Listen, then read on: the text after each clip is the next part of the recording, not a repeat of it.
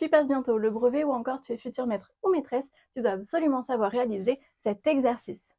Dans cet exercice, on nous donne les caractéristiques d'une piscine. On nous donne quelques informations sur la peinture résine, donc les seaux sont de 3 litres, 1 litre couvre 6 mètres carrés, il y a 2 couches nécessaires et le prix du seau est 69,99 €. On souhaite repeindre l'intégralité de cette piscine avec la peinture résine et on nous demande quel sera du coup le coût de cette rénovation. N'hésite pas à mettre pause si tu veux faire cet exercice tout seul. Et maintenant, on passe au corrigé. Tout d'abord, pour connaître la quantité de peinture que l'on veut, il nous faut absolument savoir la surface qu'il y a à peindre. Pour déterminer cette surface, on peut faire une sorte de patron des surfaces à peindre dans notre piscine. Donc dans notre piscine, qu'est-ce que l'on va peindre? Le sol et les 4 murs. Attention, il n'y a pas de plafond dans une piscine, parce qu'il y en a énormément qui ont tendance à calculer la surface du plafond dans la surface à peindre. Non, il n'y a pas de plafond dans une piscine, donc il y a simplement le sol et les 4 murs. Si je fais le patron de la surface à peindre, voilà ce que l'on obtient. On aura cette longueur-là qui est la même partout, qui correspond en fait à la hauteur de ma piscine, donc à 1,20 m. Ensuite, on va avoir cette longueur-là qui va être la même partout, qui correspond à la longueur de ma piscine. Donc là, nous avons nos 10 mètres.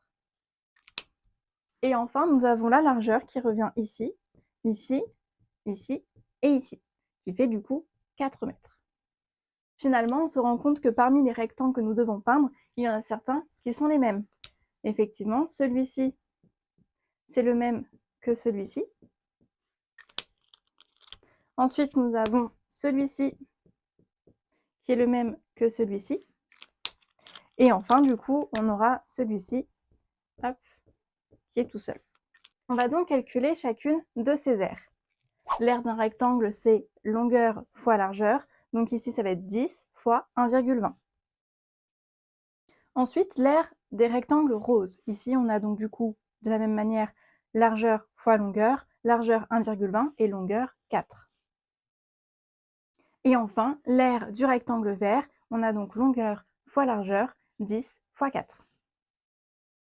Maintenant, il nous faut compter 2 fois l'aire orange, 2 fois l'aire rose et 1 fois l'aire verte.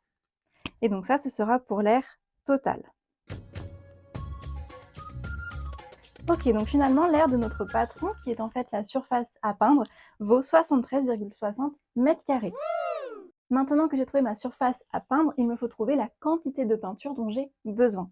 Je vais déjà déterminer la quantité de peinture en litres. Je sais qu'avec 1 litre, je recouvre 6 m². Donc je le mets dans